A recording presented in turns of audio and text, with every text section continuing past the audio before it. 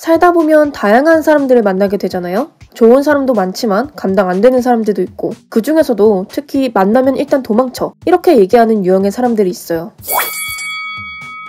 나는 그냥 모든 사람한테 하듯이 친절하게 대한 것뿐인데 어느 순간 나한테 급발진하는 사람들이 있잖아요. 집착하고 질투하고 끊임없이 애정을 확인받으려고 하고, 어느 날은 뭐 나한테 너무 고맙다느니, 네가 제일 소중하다느니 하다가 다음 날에는 돌변해서 어떻게 이럴 수 있냐며 화내고 울고 폭언하고, 쎄한데 싶어서 거리를 두려고 하면 죽어버리겠다느니 아님 죽여버리겠다느니 협박하고 스토킹하고. 정도의 차이는 있지만 이 사람 좀 피곤하다 싶은 사람들 한 번쯤은 겪어보지 않았을까요? 충분히 가능성이 있는 게 실제로 한국인 10,000명 중에 1명이 이런 사람들이에요. 그니까 경계성 인격장애를 앓고 있는 사람들이요. 국내에서 경계성 인격장애를 진단받고 치료 중에 있는 환자가 2019년 총 4,538명으로 나타났는데요. 2010년 3,756명과 비교하면 1.2배 정도 증가했어요. 조금 특이하게 볼 수 있는 건 성별, 연령, 지역에 따라 조금 다른 양상이 나타난다는 거예요. 먼저 성별 환자 추이를 살펴보면 여성의 발병률이 조금 더 높았고요. 남성의 경우 10년간 큰 변화가 없었지만 여성은 소폭 증가했죠.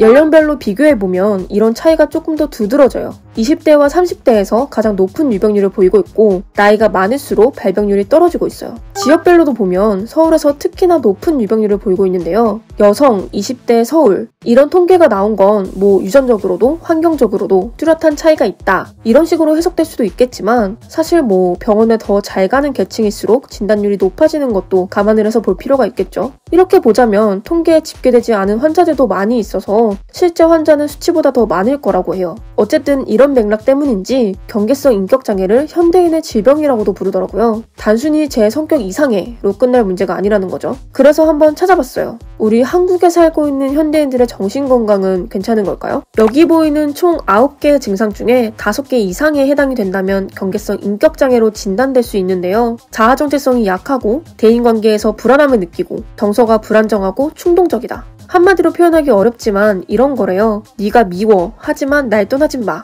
성격장애 중에서도 우리가 많이 들어본 게 반사회적 인격장애, 회피성 인격장애, 연극성, 편집성, 강박성, 해리성, 이런 것들이 있잖아요. 아무래도 이게 경계가 그렇게 칼로 자르듯이 딱 구분되지는 않는 것 같은데, 성격장애를 진단받은 사람들 중 30%에서 60% 정도가 이 경계성 인격장애래요. 구체적으로 미국의 경우는 일반인의 2%가, 또 정신과 외래 환자의 11%가, 입원 환자의 19%가 경계성 인격장애에 해당한다고 합니다. 차지하는 비중이 꽤 높죠. 그럼 왜 나타나냐? 어떤 질환이든 유전적 요인과 환경적 요인으로 나눠서 얘기할 수 있을 것 같아요. 이제 경계성 인격장애를 가진 환자들의 뇌를 찍어보면 대뇌 신경 조절 영역에서 이상현상이 보인대요. 신경 전달 물질에 문제가 생겨서 충동성이나 정서 조절을 담당하는 뇌의 영역이 제대로 역할을 하지 못한다는 건데, 이런 부분은 유전적 경향으로도 볼 수 있을 것 같아요. 근데 뇌기능 같은 경우는 후천적으로 영향을 줄 수 있기도 하죠. 맨체스터 대학의 연구 결과에 따르면 경계성 인격장애를 겪는 사람들의 71%가 어린 시절 트라우마를 경험했다고 합니다. 트라우마를 유형별로 살펴보면 신체적 방임이 48.9%로 가장 많았고요. 정서적 학대, 신체적 학대, 성적 학대 등이 보이네요.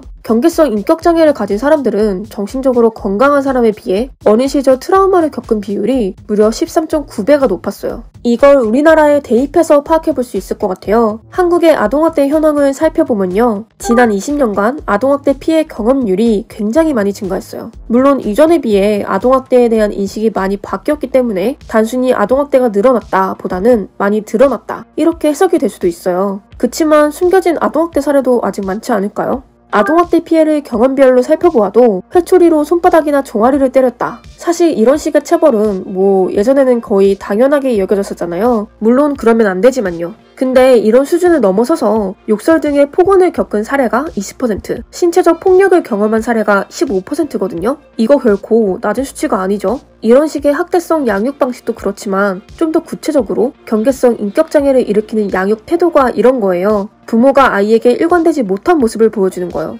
화내고 욕하고 때리던 부모가 어느 날은 갑자기 날 너무 예뻐해주는 거죠. 이게 지속적인 학대랑은 조금 뉘앙스가 다른 게, 이렇게 왔다 갔다 하는 부모의 모습을 보고 나면 나쁜 부모와 착한 부모가 도저히 같은 사람이라고 받아들여지지 않는 거예요. 이런 트라우마가 쌓여서 결국엔 모든 사람을 이분법적으로 해석하게 되는 거죠. 나한테 좀만 잘해주면 거의 신격화를 시켰다가도 조금만 실망하면 죽일 놈, 나쁜 놈으로 취급하는 극단적인 모습을 보여주는 것처럼요. 이런 태도의 근저에는 버림받는 것에 대한 두려움이 가장 근원적인 감정 아닐까요? 그러면 어떻게 극복할 수 있을까요? 사실 경계성 인격장애는 치료하기 힘든 난치병으로 취급이 됐었대요. 하지만 요즘엔 달라요. 물론 쉽진 않지만 치료할 수 있다고 합니다. 정신치료, 인지행동치료, 약물치료 등으로 증상이 많이 호전될 수 있다고 해요. 정신과 치료를 받으면 나아질 수 있다고 하지만 또 사실 치료를 받으러 가기까지 쉽지 않은 것도 있잖아요. 다른 나라들과 비교하면 한국의 정신건강 서비스 이용률이 현저히 떨어지거든요. 정신과에 대한 진입 장벽이라는 게 존재하는 거죠.